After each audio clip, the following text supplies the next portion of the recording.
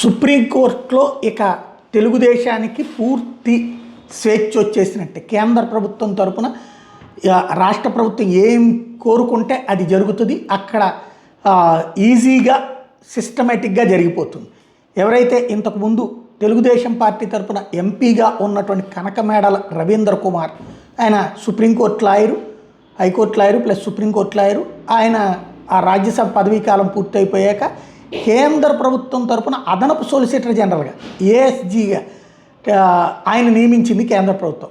3 ఏళ్ల పాటు సుప్రీంకోర్టులో భారత ప్రభుత్వ ఏఎస్జీగా కనకమేడలు కొనసాగబోతున్నారు. కనకమేడల నియామకాన్ని ఖరారు చేస్తూ కేంద్ర ప్రభుత్వం ప్రకటన ఇచ్చింది. ఇది ఒక ఆస్పెక్ట్లో ఆయనకి పదవి. కానీ రెండవ ఆస్పెక్ట్లో సుప్రీంకోర్టులో తెలుగుదేశం ఏమనుకుంటే అది జరుగుతుంది. ఇకపైన వైఎస్ఆర్ కాంగ్రెస్ పార్టీకా లేకపోతే ఇంకెవరికైనా సరే ఎక్కడ ఎవరిని కట్టడి చేయాలో అలా చేయగలిగేటటువంటి అవకాశం ఉంటుంది. అలాగే ఇన్ఫర్మేషన్స్ ఈజీగా గ్యాదర్ చేయడానికి సాధ్యపడుతుంది.